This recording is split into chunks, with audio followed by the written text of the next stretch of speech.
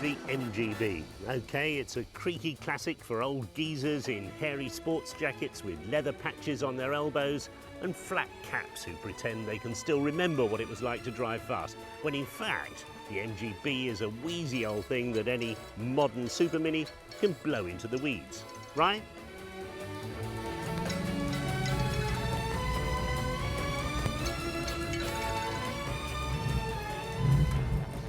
Well, no, actually, because this is an MGB built up by the MG Owners Club's workshops at their headquarters near Cambridge.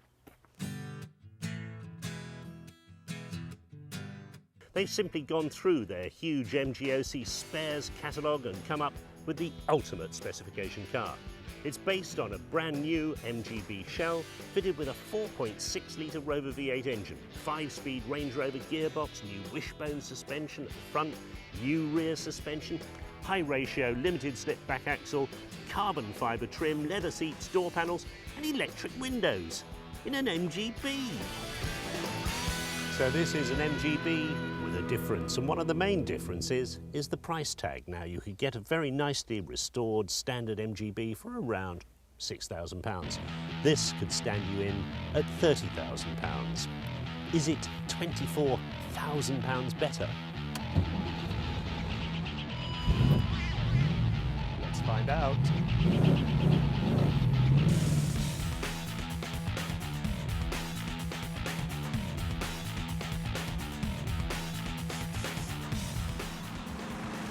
There ain't no substitute for queues is something the Americans always used to say about their hot rods.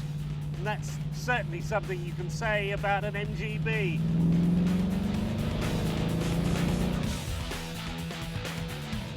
They've built the 4.6-litre V8 to produce a leisurely 265 brake horsepower, but a massive 300 pounds-feet of torque. And that means this MGB is supremely flexible, pulls hard from 1,000 RPM in any gear. That exhaust note sounds great at first, but it does get wearing after a while, and the banging on the overrun is intrusive. I'd go for a rather quieter and more unobtrusive system. Once clear of the town, the speed starts to build up on the open road, then actually the ride smooths out, and the faster you go, the more fun it is. The only phrase I can come up with is yee-haw!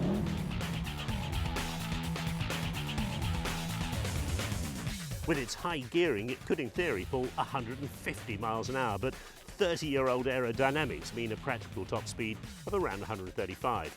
And it'll do 0 to 60 in under 6 seconds.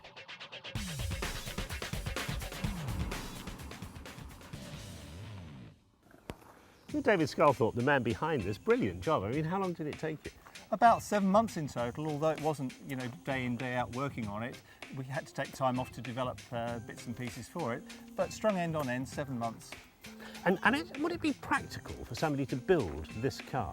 Yes, we actually built it in a double garage, someone's home workshop, to prove that it could be done, and it proved very successful. No special tools needed, and it was built up on axle stands as you would do at home. And just all the bits you've got on your shelves? We have.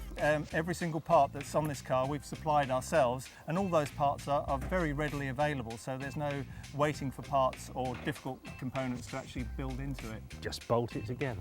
And Almost. Somebody really will pay 30,000 quid for something like this? People already are paying that kind of money to build their own cars. Whether their ultimate budget takes them up to £30,000 remains to be seen when the cars are finished, but certainly they're a long way on with some very high specification cars being built.